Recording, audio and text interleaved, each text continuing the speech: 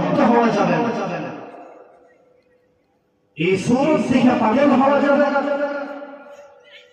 এখন সূরত তো ধরতেই হবে। আমাদের মুরব্বিরা বলেন মাদারিসে কওমিয়ার প্রকৃত শিক্ষা শুধু এটা নয়, তার মানে এটা ধরা যাবে না তা নয়, এটা ধরতে হবে। কারণ এটা লিবাসুল ঈমান, এটা ঈমানের পোশাক, এটা সুন্নাত রাসূলুল্লাহ সাল্লাল্লাহু আলাইহি ওয়াসাল্লামের সুন্নাত। কিন্তু আমাদের মূল জিনিসটা কি সেটা বোঝা দরকার। বলেন সবাই মুখস্থ করেন, বলেন হুসনে আখলাক, উত্তম চরিত্র। আমি সুন্দর পোশাক পরলাম, আমার কথায় অন্য মানুষ কষ্ট পায়, তাহলে এই সুরতের কোনো দাম নেই। আগে নিজের চরিত্রকে সুন্দর করতে হবে। একটা মানুষ বাহ্যিক সুরত অনেক সুন্দর, কিন্তু তার মুখের লফ শব্দ চয়ন খুবই জঘন্য অশ্লীল, মানুষ তাকে পছন্দ করে না। আরেকটা মানুষ কালো, দেখতে তেমন সুন্দর নয়, কিন্তু তার আখলাক, উঠা বসা, চরিত্র, মুখের লফ শব্দ চয়ন মাধুর্যপূর্ণ, মানুষ সবাই তাকে মহব্বত করে। ঠিক এ মুসলমান, বাহ্যিক সুরতের কোনো মূল্য নেই, নিজের আখলাক চরিত্রকে সুন্দর করার মধ্যে দাম।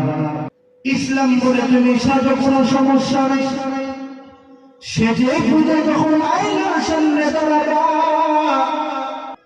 আয়নার সামনে দাঁড়ায় আল্লাহকে বলবেন মালিক কত সুন্দর করে তুমি আমাকে বানাইছো রে মালিক। ঠিক আমার আখলাক চরিত্র কি ঠিক এরকম সুন্দর বানিয়ে দেন। हमने आँखों से देखा नहीं है मगर उनकी तस्वीर सीने में मौजूद है, जिसने लाकर कलामे इलाही दिया वो मोहम्मद मदीने में मौजूद है।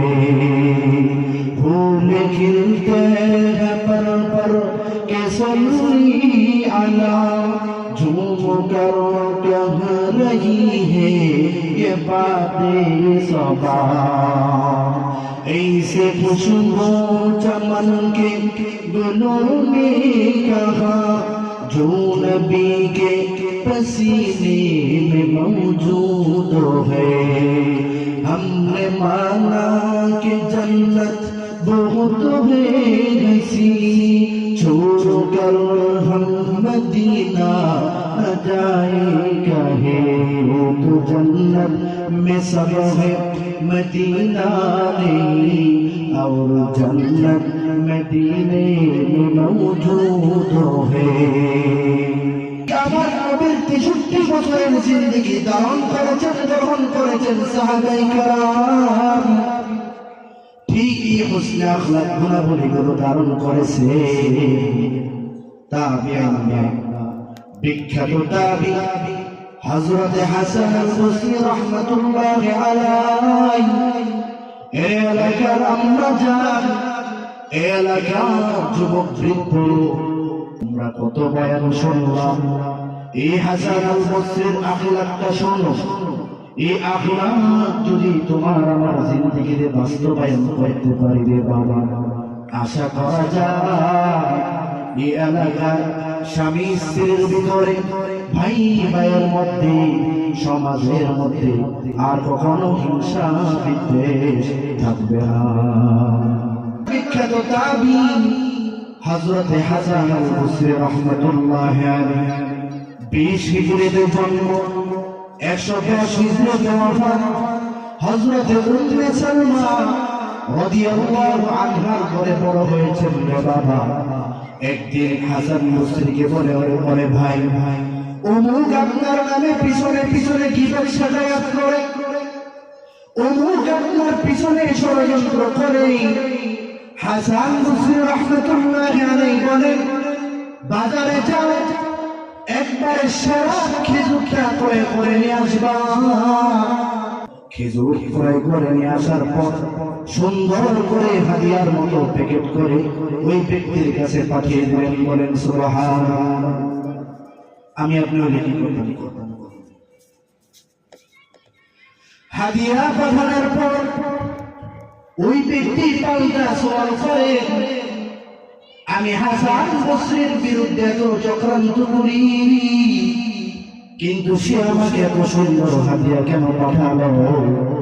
হাসান বসরি রাহিমাহুল্লাহ বলেন, এ ভাই, তুমি তোমার চিরস্থায়ী আখিরাতের চূড়ান্ত আমলগুলো আমার আমলনামায় দিয়ে দিচ্ছ, আর আমি কি সামান্য হাদিয়াটুকু তোমাকে দিতে পারবো না? এটা হলো হুসনুল আখলাক, উত্তম চরিত্র।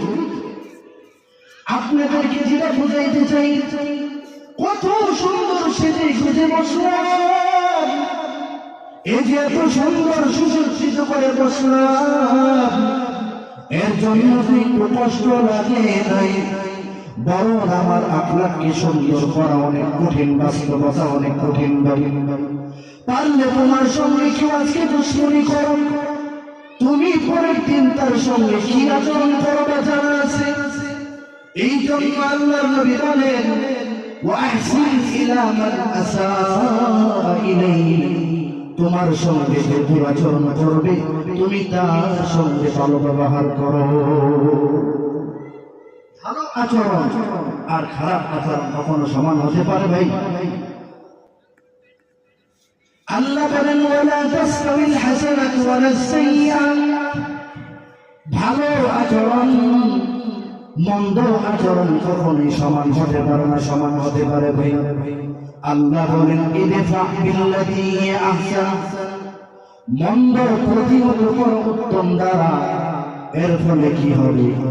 আল্লাহ বলেন, ফাইযাল্লাযী বাইনাকা ওয়া বাইনাহু আদাওয়া, তোমার মাঝে এবং তার মাঝে যে আদাওয়া শত্রুতা রয়েছে, এই মন্দ প্রতিহত করা উত্তম দ্বারার ফলে কাআন্নাহু ওয়ালিয়্যুন হামীম, এই শত্রুতা একদিন সহনশীল বন্ধুতে পরিণত হয়ে যাবে। তাহলে মন্দের মোকাবেলায় আমরা কি করব? উত্তম পন্থা অবলম্বন করবো। এটাই নবীর হুসনুল আখলাক। কেউ আপনাকে কষ্ট দিলে তার সঙ্গে ভালো আচরণ করা, সুরতের পাশাপাশি নিজের আখলাক সিরাত চরিত্রকে সুন্দর করা। পারবো তো ইনশাআল্লাহ। আরেকটা মহা ক্যান্সার আমাদের সমাজে, সেটা হলো হিংসা। বলেন কি? হিংসা। আল্লাহর নবী মসজিদে বসে আছেন, নববীতে মুসনাদে আহমদের ঘটনা। আল্লাহর নবী বললেন, ইয়াতুলু আলাইকুমুল আন রাজুলুন মিন আহলিল জান্নাহ, এখন এমন একজন লোক প্রবেশ করবে সে জান্নাতে। বলেন সুবহানাল্লাহ। এক সাহাবী কৌতূহল জাগলো যে আল্লাহর নবী টানা 3 দিন বলছেন এই লোকটা জান্নাতি, সে এমন কি আমল গুলো করে যে সে জান্নাতি, যাচাই করা দরকার। 3 দিন আল্লাহর নবী বলছেন, ইয়াতুলু আলাইকুমুল আন রাজুলুন মিন আহলিল জান্নাহ, এখন এই মধ্যে যে ব্যক্তি আসবে সে জান্নাতি। বলেন আল্লাহু আকবার।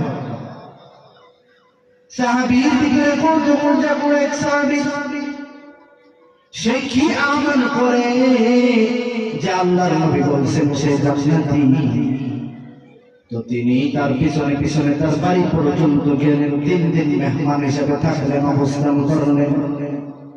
3 দিনের পর ওই সাহাবী যখন চলে যায়, ওই জান্নাতি সাহাবীকে বলে, ভাই আপনি এমন কি আমল করেন? আমি তো আপনাকে অতিরিক্ত তাহাজ্জুদের আমল দেখি নাই, তাহলে এমন কি আমল করেন গোপনে গোপনে একটু বলেন।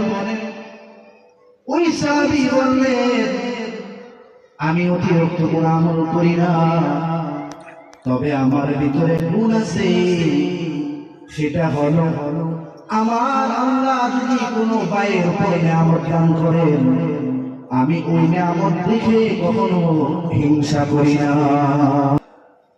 1 নাম্বার, আমি কারো প্রতি হিংসা রাখি না। 2 নাম্বার, কারো বিষয় আমার দিলের ভিতরে ক্রোধ রাগ রাখি না। এই কারণেই হয়তো আল্লাহর নবী সুসংবাদ দিয়েছেন, তাহলে আমাদের মূল কি সূরাত না সিরাত? বলেন, এতক্ষণ আলোচনায় কি বলতেন? সূরাত না সিরাত? নিজের আখলাককে সুন্দর করতে হবে, আমার নবীর রঙে রঙিন করতে হবে। আল্লাহ তৌফিক দান করেন। বলুন আল্লাহ বলেন, ইন্না নাহনু নাযালনা যিকরা, আমি আল্লাহ এই কোরআন নাযিল করেছি, ওয়া ইন্না লাহু লাহাফিজুন, এবং কিয়ামত পর্যন্ত এই কোরআন সংরক্ষণ করব আমি আল্লাহ। আল্লাহর নবী বলেন, এই পৃথিবীর সবচেয়ে শ্রেষ্ঠ ব্যক্তি কারা জানো? খায়রুকুম মান তাআল্লামা আল কোরআন ওয়া আল্লামা। আসমান ও জমিনের মধ্যে সবচেয়ে দামি কারা জানো? যারা কোরআন শিখে এবং অন্যকে শেখায়। আমি মাঝে মধ্যে কোরআনের সঙ্গে কথা বলে বলেন আল্লাহু আকবার। শুধু আমি না, সমস্ত মুহাদ্দিস বুজুর্গ ওলামায়ে কেরাম মাঝে মধ্যে কোরআনের সঙ্গে কথা বলেন, বলেন আল্লাহু আকবার। ওই কোরআনের সঙ্গে কথা বলতে হলে কোরআনের ভাষা বোঝা লাগবে, জ্ঞান লাগবে। কোরআনকে যদি প্রশ্ন করে, কোরআন তোমার নাম কি? কোরআন আমার প্রশ্নের উত্তর দিয়ে বলে, ওয়াল কুরআনিল হাকীম। কোরআনকে যদি প্রশ্ন করে, কোরআন তুমি কার পক্ষ থেকে তুমি এসেছো?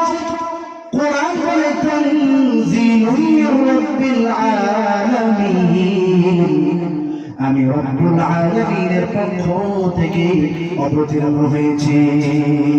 কোরআনকে যদি প্রশ্ন করি, তুমি কার মাধ্যমে এসেছো?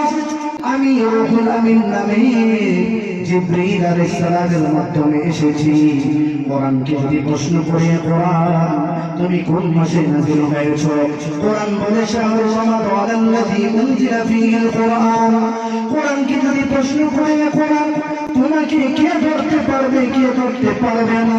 কোরআন বলে, লা ইয়ামাসসুহু ইল্লাল মুতাহহারুন, কোন নাপাক ব্যক্তি কোরআনকে স্পর্শ করতে পারবে না। কিন্তু বাংলাদেশের কিছু কমজোর মৌলবী বলে, নাজাসাত নাপাক অবস্থায় বলে কোরআন ধরা যাবে, বলেন নাউযুবিল্লাহ। কোরআনকে যদি প্রশ্ন করি, কোরআন তোমাকে কিভাবে তেলাওয়াত করব? কোরআন বলে, ওয়ারাত্তিলিল কুরআনা তারতিলা। কোরআনকে যদি প্রশ্ন করে, কোরআন তুমি কি জন্য এসেছো? কোরআন বলে, হুদাল লিল মুত্তাকিন। এই কোরআনকে আঁকড়ে ধরতে রাজি আছি তো ইনশাআল্লাহ। আল্লাহর নবী বলেন, কুন আলিমান, যদি হেয়ার টুকরার তকদির নিয়ে আসো, আলেম হও। আলেম যদি হইতে না পারো, আও মুতাআল্লিমান, আলেমের ছাত্র হও। আলেমের ছাত্র যদি হইতে না পারো, আও মুঈনা, আলেমকে সহায়তা করো, সাহায্য করো। এটাও যদি না পারো, আও মুহিব্বান, মুহাব্বতটুকু করো। ওয়ালা তাকুন খামিসান, সাবধান পঞ্চম ব্যক্তি হয়ে না। অর্থাৎ আলেমের পিছনে পিছনে সিদ্ধান্ত পোষণ করিও না, বিরোধিতা করিও না, তাহলে ফাতাহলিক, তোমার ধ্বংস অনিবার্য। এই উলামায়ে কিরাম আহলুল্লাহ বুজুর্গদের মহব্বত আমাদের অন্তরে আল্লাহ তাআলা বাড়িয়ে দেন, বলুন আমিন। এই অল্প সময় যা বললাম, সবার আগে আমাকে আমল করার তৌফিক দান করেন, আপনাদেরকে আমল করার তৌফিক দান করেন।